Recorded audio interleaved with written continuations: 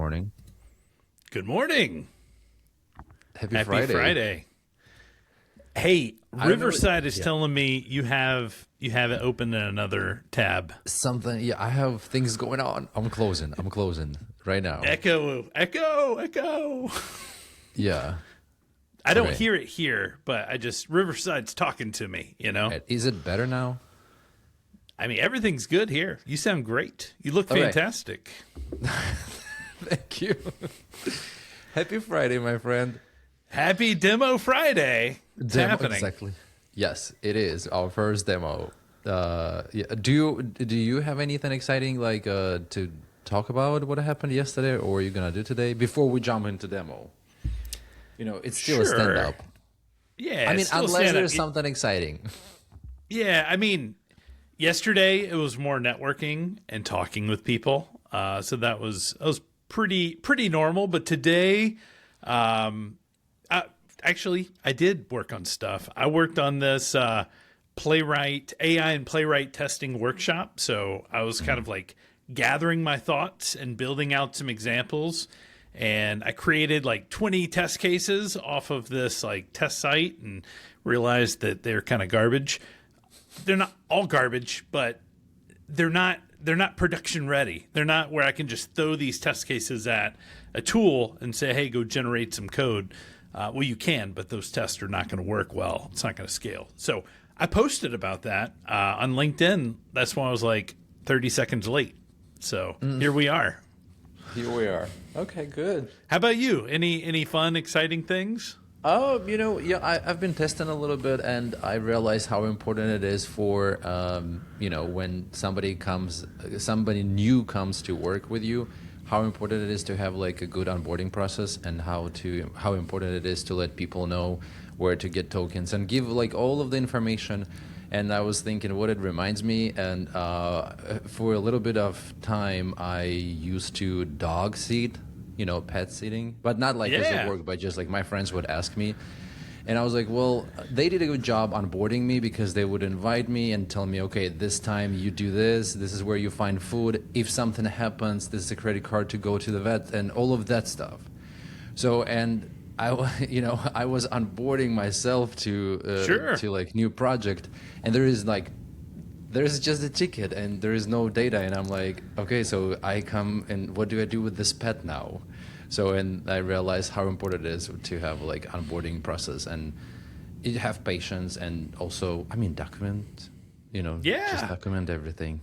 I mean, I had this like aha moment because I was also in a similar scenario where I was a part of an interview. I captured some notes, and my question was like, how do I give this feedback? And if there was just some kind of like SOP somewhere that I could go look at, SOP stands for Standard Operating Procedure, I think. I don't know. It's fancy, like all the fancy people make it, but like, what if it was like, hey, I just post this thing in Slack, I create a thread, you post your comments there. What if that was just documented somewhere?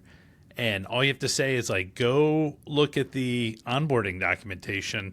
It's all there. Or the wiki that exists. Or better yet, just ask / I'm new here, Slack bot that goes and like fetches that for you and returns it. And all of them, that stuff is coming.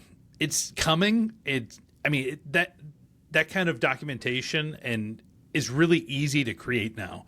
You just say, hey, here's our process. Go create a SOP, go put it in the wiki somewhere, and make sure it's loaded in the RAG. So when I go talk to the chatbot, it knows about it. So it's coming. It's crazy. It's coming. And I just realized how important it is. Like if you, for example, were living your kids and you had pets and everything, and you went on vacation for 2 weeks, and you would be like, Sergey, come over. You would give me such huge instructions where everything is and all of that stuff because you care. So I think, onboarding process at the company shows a little bit how they care. Ooh, that's good. Ooh. Or maybe just they haven't scaled yet to need that. I don't know. I just say things. The hot takes. You know me. I just say things and just leave it out there. I hear you. Food for thought. All right, demo time. Let's All do right, it. it's demo time. So do you remember what I'm going to demo? Reports. All right. Reports? Yeah, no? Demo? Okay, remind me what you're going to demo. I thought I was going to demo the scoreboard that I created. Did we not talk about that? Yes, yeah, we did that. Okay, Yeah, we did. all right. On So Wednesday. that's what I came prepared to demo. If there's more stuff, like, maybe we'll see how it works. All right, I don't think I've shared my screen here yet, so we're gonna try. Yeah. So let me set the stage before I pull this up. So my kids are going to be part of like a fun weekend, and a part of that weekend is a candy competition known as the Candy Cup. And we're going to do games that are related to like candy and other stuff. And each team has a color and a theme, and they're based off of actual candy that's out there. So like Crunch Bar and Kit Kat. Then there's 4 teams. So I'm going to show you kind of what this is, what it is. This is basically for us to track score. So as teams get points, we have a way to like display that, and it's just a little fun thing. So without further ado, here we go. The Candy Cup Scoreboard. And again, this is something I put together in a matter of 2 hours, maybe tops, is what I was kind of working. Maybe 3 hours if you kind of add the troubleshooting, because I had some issues with like the hosting platform. But here it is. So you've got, this is one website. This is another website. This website is like the controller.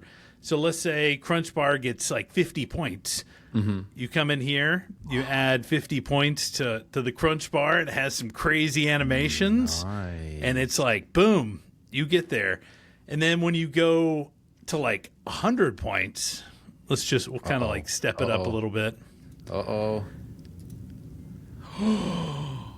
That's a W. That's a W. You know, people say W for winning now. It's a thing. It's like, kids. So like I or anyone, you lost 10 points, boom. Oh, you got 10 more? You got another one. And I got some like random stuff in here. So it's not all just the same. Okay. But again, these are, this is very much something you can just run on your phone. This is something we'll post up on the projector. You see it's got the little crown up there. Mm-hmm. And if for some reason like we mess up the scores or we need to reboot, like you can reset all the scores. Perfect. But all this stuff is happening via like WebSockets. So it's real time. There's like a server that's running this, kind of managing this stuff.